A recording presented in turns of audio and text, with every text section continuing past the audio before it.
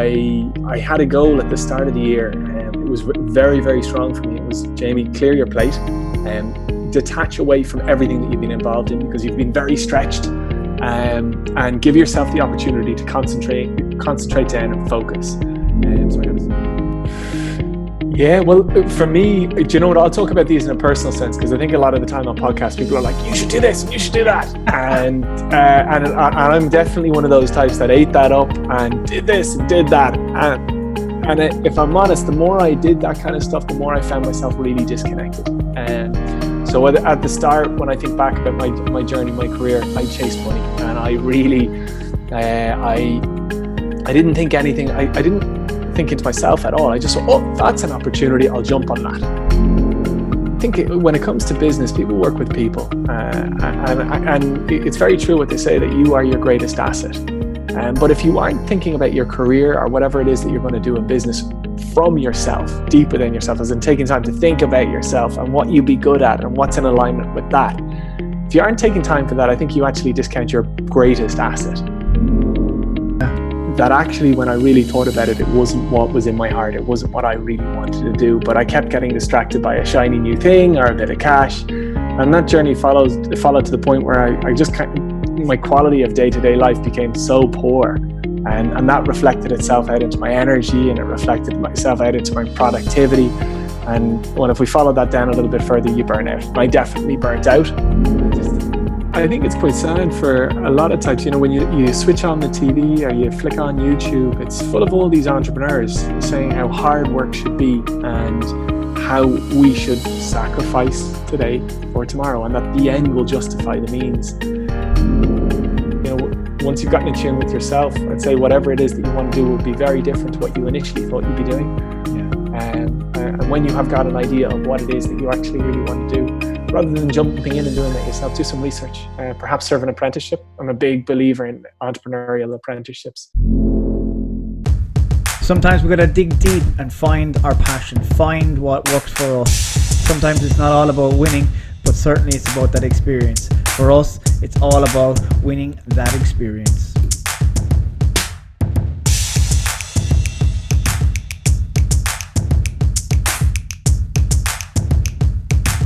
Today I get the opportunity to talk to Jamie White, Ireland's best young entrepreneur in Dublin twice and being voted as one of Ireland's top 30 under 30 in business by the Irish Independent.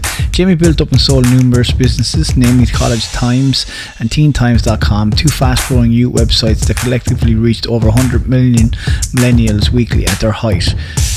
Jamie now works with entrepreneurs nationally and abroad, helping them with their businesses and sharing all that he's learned through business coaching and consulting. This podcast is quite interesting this week as it goes really, really deep, and Jamie really opens up on a lot of aspects and a lot of topics. I know you're absolutely going to love this one.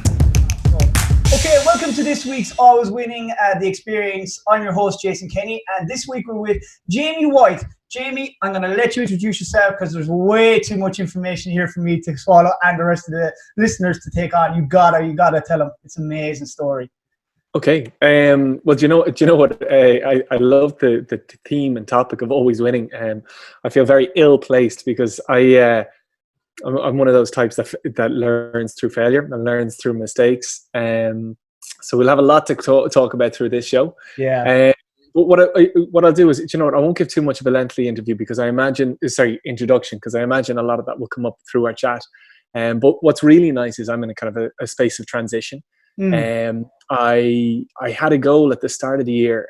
It was very, very strong for me. It was, Jamie, clear your plate, detach away from everything that you've been involved in because you've been very stretched, and give yourself the opportunity to concentrate down and focus. So I had a social media agency. I sold that. I was involved in a number of events. I sold them.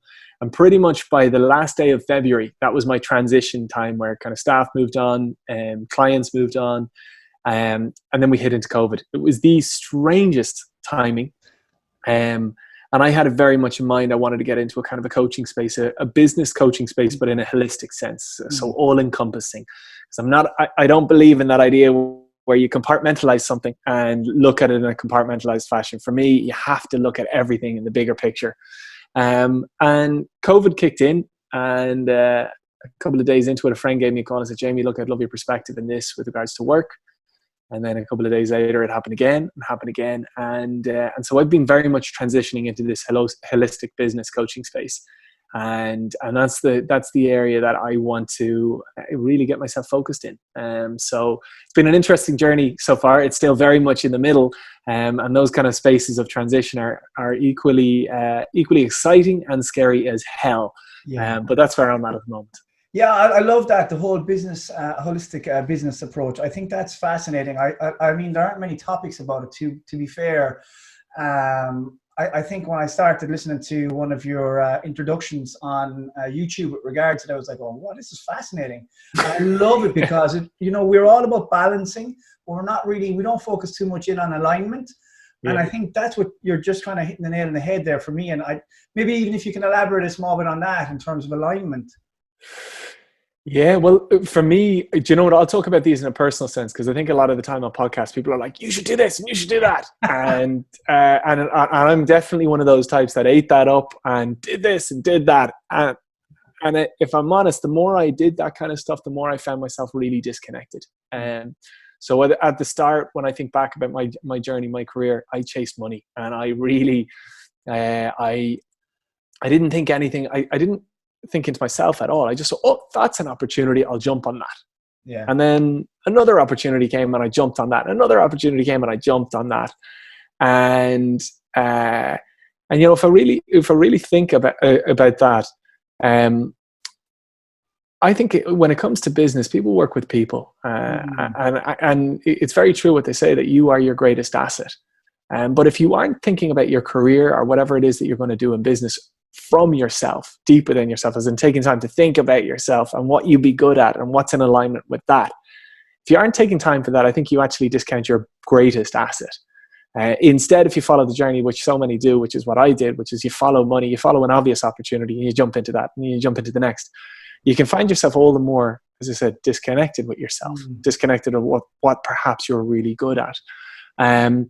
And so for me, I think a lot of people find themselves, and certainly I did myself, in a space where the more I worked, the more I actually was disconnected from myself.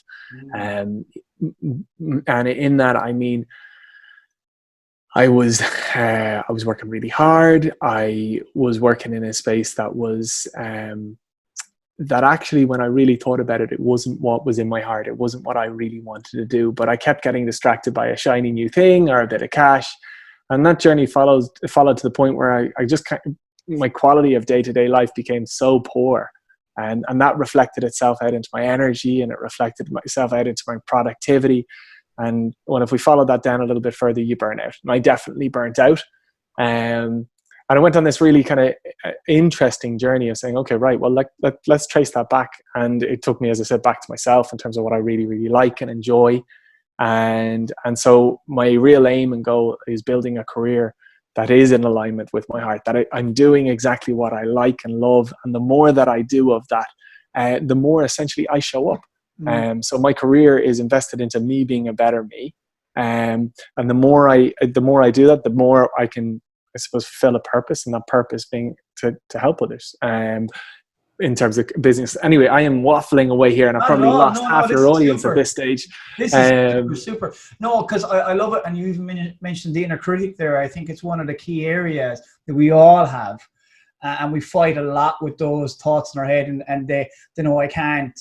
And when you obviously made the transition, as you said, you're in a kind of state of transition at the moment now, from the old traditional, I suppose, business to holistic business approach. But I suppose trying to align something from the word go, does that work? Or do you think that you have to kind of work towards it? Or do you just suddenly spring on it? How do you find it fits in? No. I think we all want to think that like someday you'll just magically wake up and everything will be perfect. But it's like all things. I think the more you tune into something, the more you realize how out of tune you are.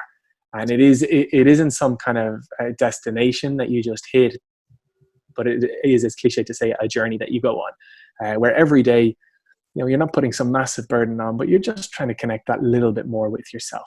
And you're hoping that off the back of that, that'll help you out that little bit more tomorrow.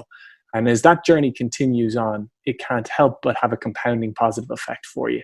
And so, yeah, as I said, it's not some mad destination that you hit and you're there and then suddenly everything comes in sync.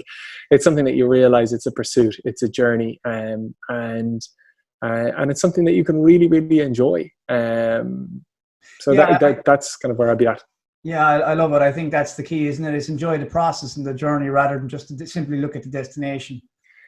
Yeah, I think in business that comes up a lot, where people will set a lot of goals, and let's be honest, we oftentimes set goals at a point of crisis. We've had 5 or 6 weeks or 5 or 6 months or whatever it might be of a bad period, and the time you put your head down and set those goals is like the turning point. So it's interesting. A lot of the time we set our goals from a negative time or a bad time, and we're familiar that obviously our head thinks differently when we're low versus when we're high. And anyway, I think goals they're always orientated towards tomorrow or a month down the line or 2 months down the line. And the aim or the way to get there is to sacrifice today for tomorrow.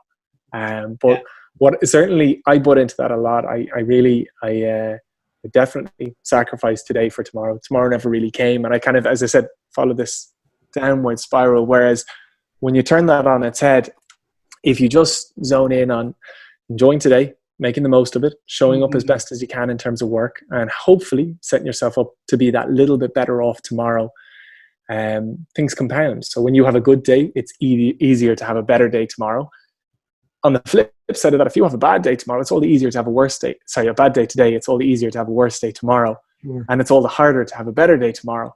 So I think if you just focus in on today, if you just make the most of it, if you show up as best as you can, as I said, that makes tomorrow that little bit easier, so you can step up a little bit more. And if you follow that journey out, it compounds to a really exciting place that, as I kind of, if I go back to my goal point, I actually think if you follow that day by day process, I think in time, you'll actually find yourself in a dramatically better off place than wherever you set goals prior or previously in a kind of a negative spot. Does that make sense, or have I lost you? Yeah, no, that's clear. And I think, I suppose the key message really is to stay in that present moment, isn't it? To enjoy that moment and to be here today rather than think about tomorrow and the day before. Yeah, like I think it's quite sad for a lot of types. When you switch on the TV or you flick on YouTube, it's full of all these entrepreneurs saying how hard work should be and how we should sacrifice today for tomorrow, and that the end will justify the means. But certainly from my experience, I don't think that adds up. And I do think that if you just zone in on today, make the most of it. It's a very, very simple theory or philosophy, but I certainly, from the experience I'm having, I can't disagree with it. It really, really seems to complement well. And what you do, would say, to ground yourself now? I mean, you get up, obviously, just take us, I suppose, through that. We all have a certain process that we actually go through. But to kind of pull yourself back when you find yourself kind of deviating from it, do you have a ritual even you do in the morning? Is there something you go through at the start of your day to give yourself that win? I'm interested. I'm curious to hear yours in this regard as well. Yeah. Honestly, the kind of the mantra in my head at the moment is less is more. And I kind of find that when you're having to really anchor into grounding yourself, perhaps if you take a little step back and look at things in a bit of a bigger perspective, you might say, Jesus, do you know what? Why do you constantly have to ground yourself? What is pulling you out of yourself? And that might be a clear indication that perhaps you're living in a bit of a disconnected fashion, but you're trying to compensate that through a lot of grounding exercises. And so I actually think that sometimes again we kind of switch ourselves off to a lot of the ways that life communicates with us. Okay. But if we think into having to ground ourselves on a constant basis, as I said, perhaps that's a big message in itself. But for me, as I said, so the first thing is, if I'm feeling that there's a good message in it, and I'd listen to it and I'd listen hard. But it can be the simplest thing. Like a lot of people will talk about meditation, or like the big buzz at the moment is sea swimming, or breathing. Wim Hof is getting a great kind of show off in this space. But like for me, I think obviously we all work and operate differently, and different things are pulling us out of sorts. And sometimes people are reluctant to face up or lean into whatever those different things are, and so they go to the old book of meditate, or as I said, sea swim. I think grounding though, it's necessitated through different things for everybody. And so rather than trying to go to the book, the common book of like cures, I'd actually just say, okay, well, 1 second, why am I feeling this, and what's it in relation to? So what do I have to do? Do I have to have a bit of a confrontation? Do I have to make an apology? Do I have to make a little shift in my life? And I think that's actually the real the grounding therapy that actually has a long-lasting effect. So let's say, for example's sake, you're treating your staff like shit, and that's having a bit of radiating negative energy on you. You can meditate all you want, and that'll get you through on a day-to-day basis. But if you're not accepting that you're an asshole and refining that, you're going to find you're going to have to keep meditating on a daily basis to keep grounded. Whereas actually, if you just lean into that and go, here, one second, why am I irritating myself? Okay, what about I sit down? What about I talk this out? What about I get over this issue? I think suddenly that will ground you away from that issue, and you'll overcome it and drive forward. So the thing about the whole wellness space is, for me, is that I think a lot of people use it to navigate away from things that they actually need to show up and address. So it's compensatory rather than aggressive. And so what's the best way to stay grounded from my perspective is actually address the issues that are coming up for you, get stuck in, and that's where there's real long-lasting therapy. I love it. Yeah. I suppose from my own point of view, for me, the grounding is more, I suppose, having created habits and creating those, so that when you start, obviously, for a lot of people, they need to get themselves back to that space where they can find, obviously, use meditation, as you said, the whole sea swimming, and Wim Hof has gone mad with the cold showers and the ice baths and everything. It's great, because what it does, it just highlights things that people need to deal with stuff. But I think it's nice just to have that morning ritual where you get up, you take some air, you get out and walk in the grass, and just taking some solid air, whether it's raining or not, or have that cold shower, whatever it is you need to do, because it does pull you back and it gives you an indicator. It's like having a post-it on your computer going, hey, have a check with yourself today. Like I have to do it with the mirror, and I have something like, and I use like an accountability mirror, and I have stuff written on it going, hey, you got this today, something like that. It's just something simple, and all it is you having a check with yourself, and I love that, because it pulls me back on, hold on, stop, because you can get caught up in this world of you talk about comparatives and stuff like that, and we can compartmentalize things very quickly, and we get caught in this comparative thief thing as well, then where we're comparing ourselves to everyone else, and I should be like Jamie, and I should be doing what he's doing, and hey, hold on a minute, get back, and you are your greatest asset. And I love that's just really so powerful, and people don't realize how special they are. Jason, if you would have asked me that question 2 years ago, I would have given you 20 different daily hacks and regimes that I would have done to stay grounded. But you probably needed it back then when you think about it. Definitely. But you know what actually, when I look back at them, and I love the great Steve Jobs quote where he talks about looking back and connecting the dots. And what I know is that those hacks that I had, they actually didn't serve me in a grander sense. They enabled me to persevere on carrying perhaps the unaddressed issues. And it kind of came to this boiling point where literally there was just too much stuff weighing on me, that no matter how many green drinks I took, no matter how many barefoot walks in the garden or sea swims, no matter what I did in that respect, no meditating was going to get me through all that shit. I had to face up and start hacking my way through them. And when I look back on it, as I said, the morning ritual that Tim Ferriss or the likes will talk about is, I think we all have a lot of stress in our lives, and we have a certain stress capacity. And if we take that up by daily rituals, daily burdens, they can sometimes become a little bit of a prison. Like, say, for example, you have a fantastic morning ritual, and the day, for whatever circumstance, you cannot do your morning ritual. Suddenly, oh, geez, can't do my morning ritual. I'm screwed. Oh, like gone to the wires. And I just think it's lovely to have a suite of different exercises and stuff like that. But if they become a burden, if they become a kind of a scheduled responsibility, they can in themselves start to develop as a stress. And that in itself comes completely counterintuitive. So I'm a big believer now in trying to in like success is less burden, is less schedule, and but being, as I said, very, very connected. And if something comes up, as I said, making sure that my therapy for that isn't something that is just going to allow me to keep going with the issue that's causing that, but actually to get stuck in and deal with whatever the root cause is. Yeah, I love that. And I know I read an article there you had on truth bombing, and I thought it was hilarious. I thought, this is brilliant. Lord, that's really good, because it's something I talk about all the time. You know, peeling back those layers. You got to give them who you are. It's be yourself, you know. You might talk about that, because it's a really interesting topic, and I think it's probably can go a bit deep. Yeah. Well, like, I love the truth bombing thing. To be honest, I titled it truth bombing. Nobody had heard of it before, brilliant. So maybe I have coined the phrase. But for me, it's that mic drop moment when you were just so open and vulnerable. Like Brené Brown is fantastic in kind of pushing that sense of just owning yourself, and actually that your true self is your greatest strength. So, you know, for some that might be that they might have issues with their sexuality. For some, they might have issues with their physical body. They might not like certain parts.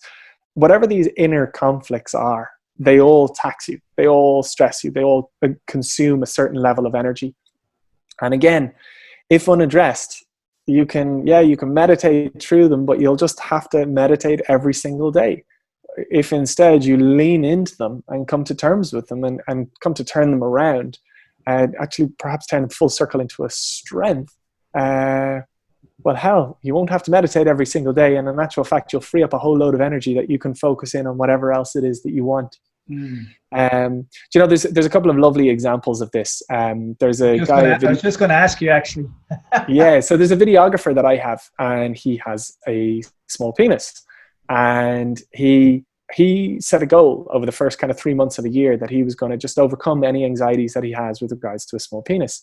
So I had a conference, 500 people at it, and he puts up his hand. There was a speaker, kind of a sex ed speaker, and he put up his hand and he said, look, you know, coming from a place where I have a small penis, what could I do to compensate for that with a partner?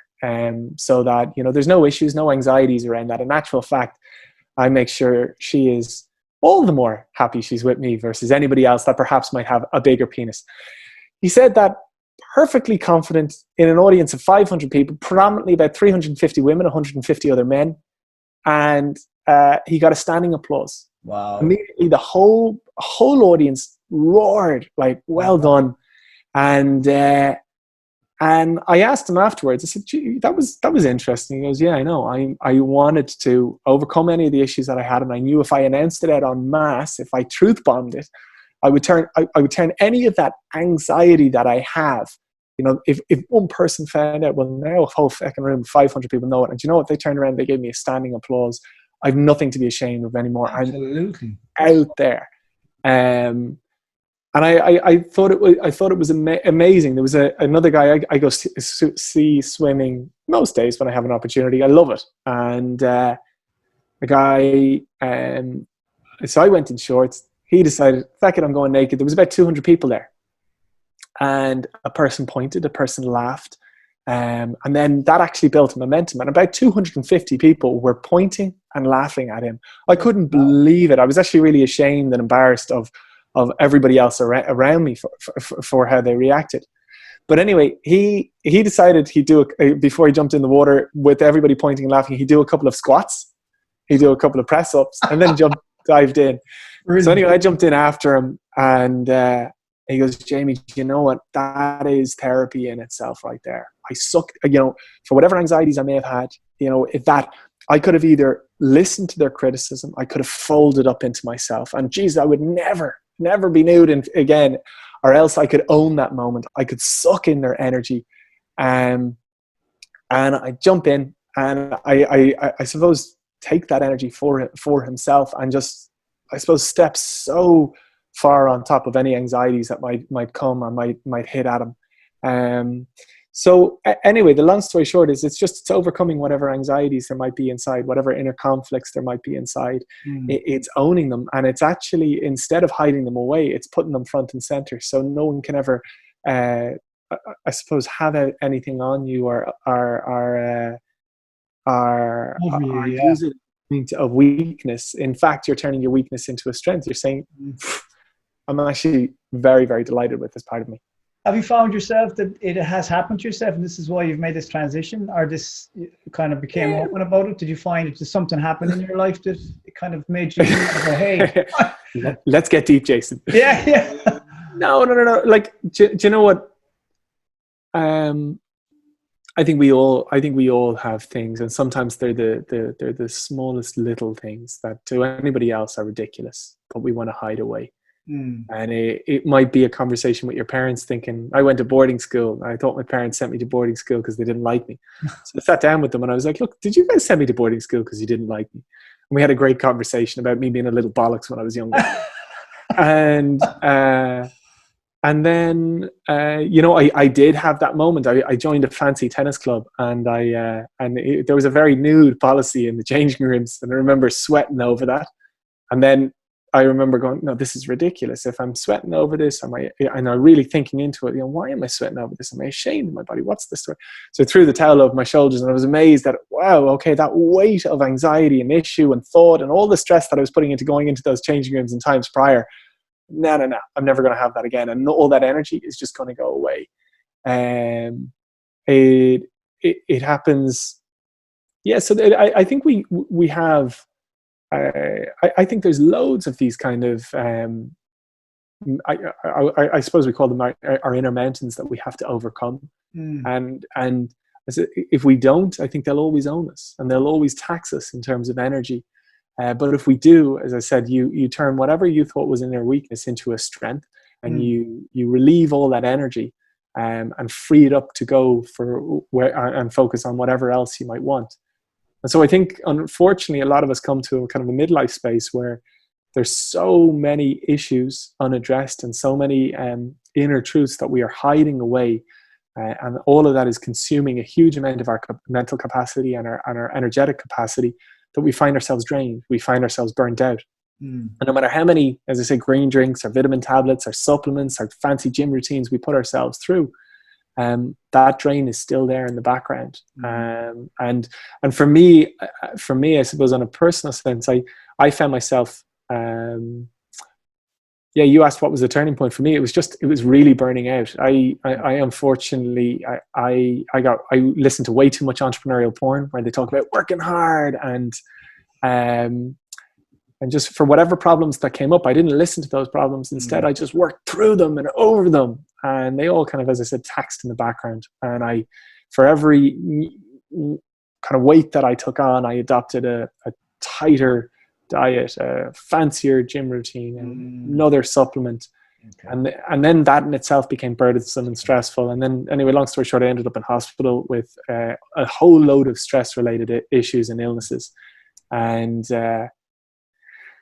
I felt initially I felt very frustrated, because I was like, this is ridiculous. I'm so healthy. I do all this training. I take all these supplements. What am I doing here in hospital? And when I really thought hard about it, I was like, well, geez, you know what I haven't? There's this personal issue I haven't addressed, and there's this other personal issue I haven't addressed, and there's this other personal issue I haven't addressed. Those are the only negative things I can really look into. And as I started doing them, I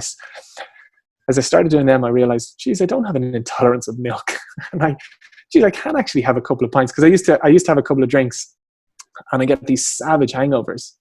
And what I'm noticing is the more issues I take on and the more truth bombs I let out, the less severe my hangovers are, the less sensitive I am to things like milk, the more freely I can eat, which I think is fascinating. And fascinating, but makes a lot of sense, I think, when you break it down. Yeah, stress is a massive factor, and we don't switch off at all. It's constantly turned on, no matter what, financial, emotional, you name it. Education is constant on. So it sounded like, I was just listening to him before you mentioned the word burnout. I goes, oh, this is a burnout story. Yeah. I knew it's there, and you're one of millions, including myself. and not learning to say no, stop, Mm. just take a step back, relax, you know. And I think that's probably why I put in a lot of stuff in place for myself as well, just to say, hey, you know, you can have a little bit of downtime if you want it, take it. You know, and it's nice to hear you do that. And look, what do you do, I suppose, for yourself in terms of brain numbing, if you want to do something like having your sofa Sunday or your just chill out Wednesday or whatever it is, you know, is there something you do that kind of just pulls you, go, do you know what, I'm just going to do something completely stupid and different? But I'm going to share one thing just prior, because it triggered in my head when you said it was amazing for me when I realized that that actually rest days are really, really important. That realizing actually you can lessen the impact of whatever good training you're doing by overtraining, and so rest days can actually serve you all the better on a pursuit of, you know, weight goals or RIP goals, whatever way you want to put them. So actually realizing that, you know, if I want to develop peak performance, peak personal performance, and peak professional performance, actually rest days aren't a luxury; they're a necessity. And that's something lovely to know. Okay, great. You know, this is actually therapy. I'll sit down, I'll watch a movie, and there's good benefit in that.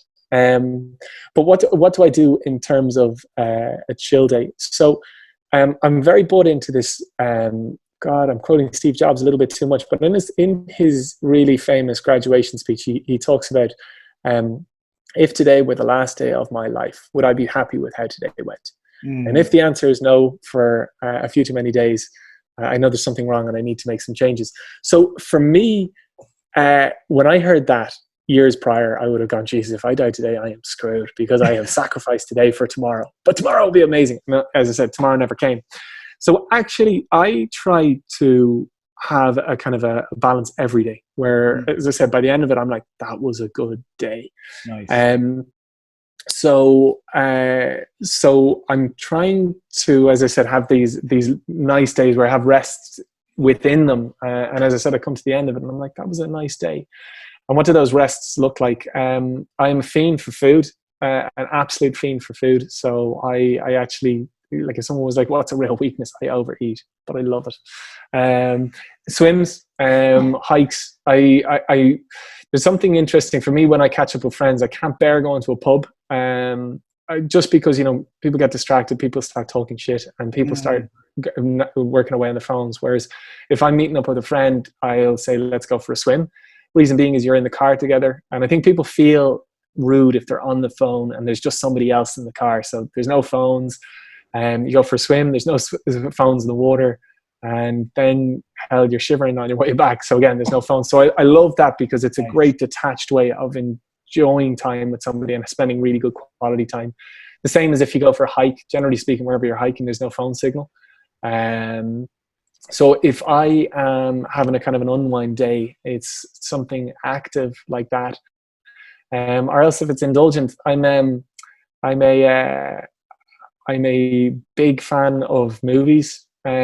So yeah, I love just having a cozy night in. And there's an odd saying. My girlfriend is a woman, Jenny Keane, who is teaching Ireland day by day how to bring more pleasure into their lives.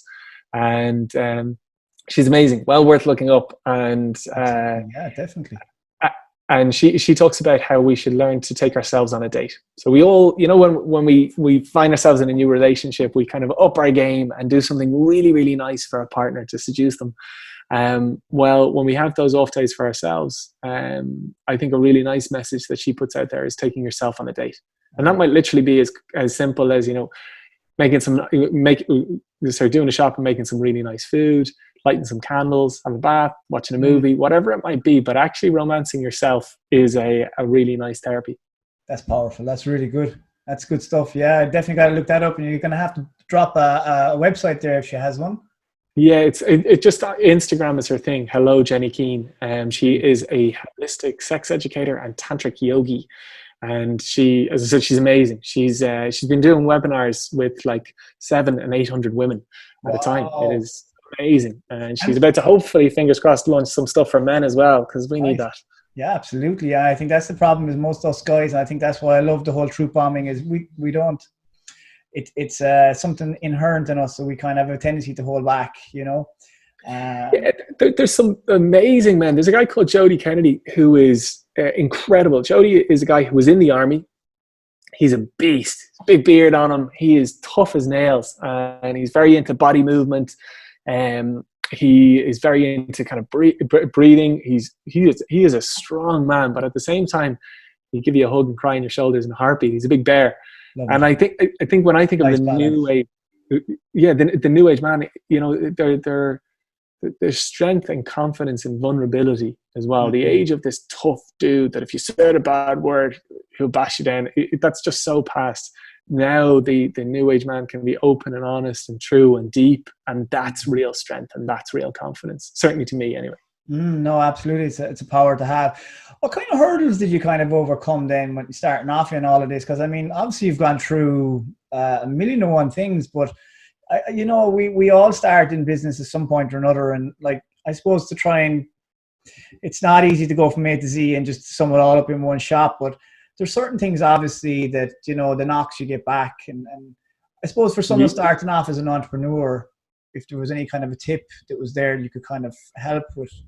Yeah. Okay. Well, the first thing I'd love to share is a lovely little a story that Gabor Mate shares all the time. He's an addiction expert. And he talks about two kids in a family that are both suffered kind of severe trauma, and one grows up and takes to work and literally works 16, 17-hour days, and the other takes to alcohol and drinks 16, 17 hours a day. And the fact of the matter is they're both carrying issues, and they're both soothing it with something. One is soothing it with work, the other soothing it with drink. And society looks at the one that's drinking and obviously shames them, the one that's working and praises them. And for me, I've gone through a bit of a weird path where, you know, when I was chasing money and working 16, 17 hours a day, aged 19, 20, like if I look back 23, 24, I was literally working 16, 17 hours a day. I had 42 staff. I had 800 part-time staff. I was earning a fortune, doing really, really well, and everybody was clapping away. But I would look back on that and think really disconnected. And now I'm going at a much, much, much slower pace. And to be honest, when you're getting in tune with yourself, a lot of people will look at it and think you're gone completely bonkers, because you're changing a lot of familiar patterns. People are used to you doing things one way, and then you're pretty much going full circle. Doing a 180. And so challenge from those closest to you is really the first hurdle. And that's the same, you know, when you're following an entrepreneurial path, you have to break away from the norm in terms of if it's your 9 to 5 or if it's college, from whatever it might be. And so the challenge from those closest to you saying, what are you doing, is really, really difficult. And that certainly was something for me in the initial senses of work, and is for me of a kind of this state of transition, because a lot of close friends with the best will in the world will be looking at you thinking you've gone completely bonkers. But I think for those, you know, if you were asking for a message for those starting off an entrepreneurial career, the big thing for me is actually slow down. I think the world impresses and pushes upon us all that we need to be doing so much and so soon. But when you slow down, there's huge power. I'm a big believer that slow and steady wins the race. And I think when you're trying to do too much, you're stretched too thin. And unfortunately, when you're stretched too thin, you can't really show up that much because you're diluted down. But if you slow right down and you slow you focus right in, you can show up all the more in that. And obviously, when you show up all the more in that, you perform at a much greater level. And so essentially, that's the kind of the core of less is more. If you're less diluted down, if you're more focused in, you can perform at a much higher rate. You can earn at a much higher rate as a result. But also you can learn at a much higher rate, and that gives you a great opportunity to grow. So for me, any kind of young, I say young entrepreneurs, but to be fair, it's all ages. Strangely enough, the age of a successful entrepreneur is 41. But for me, the big thing that I'd be saying to them is slow down. Is actually work on yourself first, because you are your greatest asset. And if you haven't connected in with yourself, and if you haven't relieved some of that energy, you're playing from a disadvantaged state. But if you actually really hone in on yourself, that will help you really catapult forward down the line. And then, once you've gotten in tune with yourself, I'd say whatever it is that you want to do will be very different to what you initially thought you'd be doing. Yeah. And when you have got an idea of what it is that you actually really want to do, rather than jumping in and doing that yourself, do some research, perhaps serve an apprenticeship. I'm a big believer in entrepreneurial apprenticeships, and learn off the back of somebody else, build your experience off the back of somebody else, and take your time. And the opportunity then to jump in and get going will really obviously present itself to you at a time when you've got the experience behind you, got the contacts, got a bit of money in your back pocket. And so, yeah, my push to a lot of people when they're saying, hey, I'm going to start in business is cool. Start your journey into yourself, start your journey then into an apprenticeship, and maybe start your business in 4 or 5 years, which is definitely not the answer that a lot of people want to hear. Yeah. But I definitely would feel that entrepreneur that follows that journey in 10 years' time will be dramatically better off than the entrepreneur that jumps in and gets stuck into whatever's in front of them and whatever has excited them in the immediate. I think, unfortunately, those go through a series of, a kind of a carrot and stick exercise that eventually leads to burnout. Which is, you talked about thousands and thousands and thousands follow that exact path. Millions do. But how there's so many great quotes to the tune of, if you want to be successful, look at what everybody else is doing and do the opposite. Yeah. Yeah, absolutely. Sometimes we got to slow down to speed up, haven't we? Yeah, Jason, I hope this isn't too heavy for your podcast. No, it's super, absolutely spot on.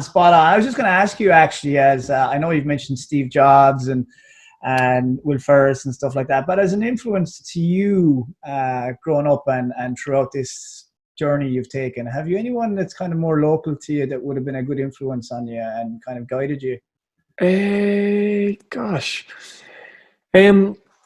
My family sent me to Tony Robbins' Unleash the Power Within when I was 17. Oh, brilliant. Wow. That was good. Now, I wish my mum had done that. Yeah, no, it was a really, really interesting journey. So, you know what? There's a lot of sense in him. Now, what was interesting is, before I went to him, my brother kind of passed the torch as such. He gave me a book by Neil Strauss called The Game. Yeah. Which is all about essentially the Bible when it comes to hooking up with the women of your dreams. But the foundation of it, it's all built upon applied social psychology. What was interesting was I read that book. I was in an all boys boarding school, so I read that book like a Bible. But I definitely I could recognize, as I said, the psychology behind it all. And when I went to Tony Robbins then a few months later, what was, I think, really interesting for me is that I looked at his UPW event and I didn't get too wrapped up in it. Instead, I went, oh my God, this is all applied social psychology. And so whereas Neil Strauss was taking it from a seductory point of view, Tony Robbins is looking at it from a life hacking perspective. And I thought, Jesus, you know what other areas could this apply? Could this apply to business? Could this apply to be fair, I was just literally thinking about it in a business sense. But I think Tony Robbins was hugely influential for me. I took a hell of a lot from him. At the moment, I'm really interested in Daniel Priestley. I think he's really, really interesting. Do you know what? I have my book, my drawer of books underneath me. So what do we have here? Joe Dispenza. Oh, wow, brilliant. Going Supernatural, he's really good. Greg Braden, The Science of Self-Empowerment.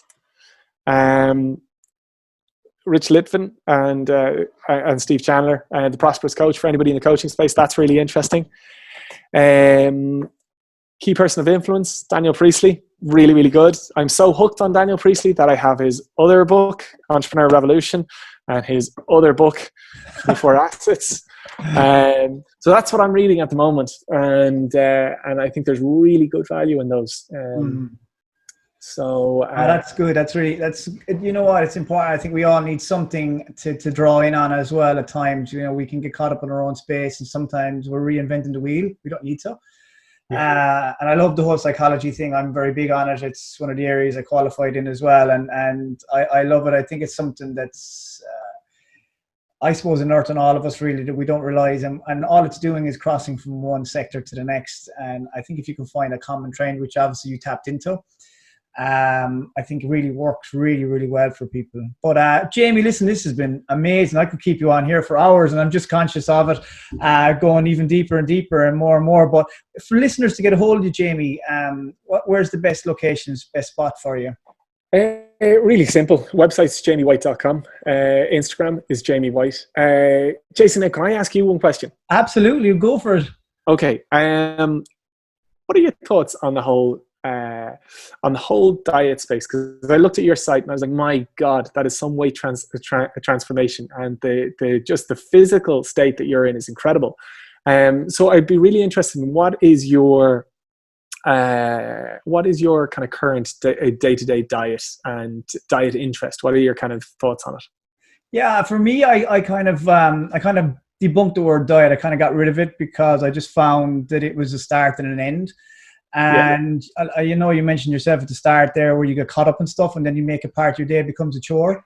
Mm-hmm. So what I did was, for me, I started to, instead of getting rid of all these bad habits and things like that, I decided I was going to kind of create new ones for myself, and better ones that I could just start doing. And eventually what happens is they become part of your day every day. And it's just the norm. It's just who you are then. You don't know any different.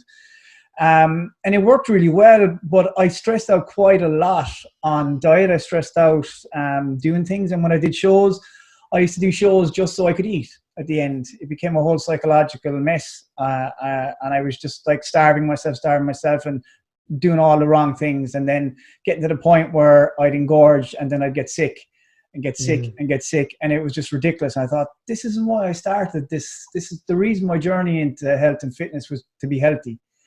You know, I'm getting older. I'm 46 years old now. And, you know, I just don't want to go that route. I want to live forever. You know, my thing every day is to fight dying, basically. And it's like, as we do stuff in life and as things happen, we're continually dying. Cells are deteriorating. So for me, it's about regeneration of that and being able to do the right things and put the right processes in place. And we have a tendency to slow right down as we get older, which is the wrong thing to do. I think we should become more active and be more conscious of physical activity rather than just simply focusing on exercise.